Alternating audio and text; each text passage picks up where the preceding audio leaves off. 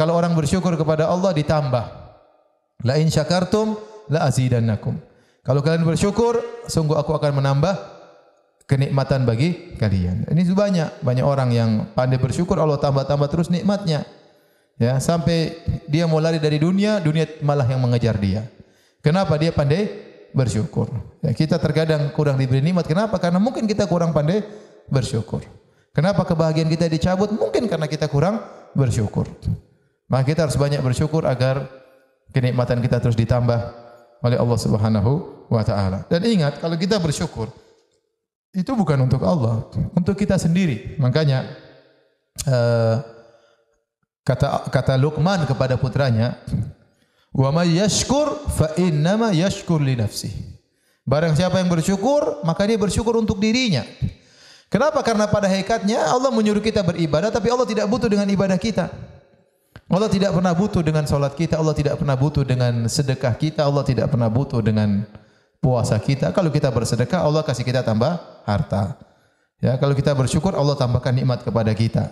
Makanya dalam hadis qudsi kata Allah Subhanahu wa taala, "Ya ibna ya ibadi law anna awwalakum wa akhirakum wa insakum wa jinnakum kanu ala atqa qalbi rajulin wahidin minkum ma zada fi mulki syai'a." Wahai hamba-hambaku, kalau kalian seluruhnya dari awal sampai akhir, jin dan manusia, semuanya hatinya seperti hati Muhammad, hati orang yang paling bertakwa seperti Muhammad sallallahu alaihi wasallam, tidak akan menambah kekayaanku sama sekali.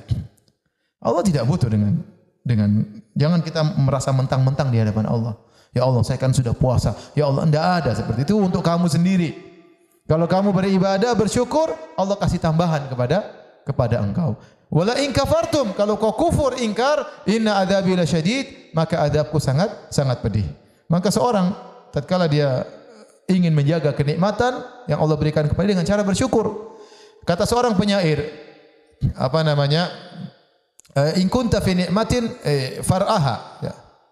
Kalau kau berada di atas kenikmatan, maka jagalah kenikmatan tersebut. Fa inna dzunuba tudhhibun ni'am, karena sungguhnya fa idza kunta fi ni'matin far'aha fa inna dzunuba tudhhibun ni'am. Kalau kau berada di atas kenikmatan, maka jagalah, sungguhnya maksiat itu menghilangkan kenikmatan. Jadi kalau kita sudah diberi kenikmatan sama Allah, diberi harta, jaganya bagaimana? Dengan kita bersedekah, dengan kita beribadah, dengan kita nyambung silaturahmi. Sudah, itu cara menjaga kenikmatan terus dijaga oleh Allah Subhanahu wa taala. Kita memberi bantuan kepada fakir miskin. Jangan lupa kita cari informasi tentang orang-orang yang susah, kita datang sendiri berikan kepada dia, ya. Kita ketuk pintu rumahnya. Maka kata para sebagian ulama mengatakan, bukanlah orang yang karim, yang sangat mulia yang orang datang mengetuk pintunya, tetapi orang yang sangat mulia adalah orang yang datang mengetuk pintu orang miskin. Dia cari orang miskin untuk dia kasihkan. Dan banyak orang miskin di sekitar kita.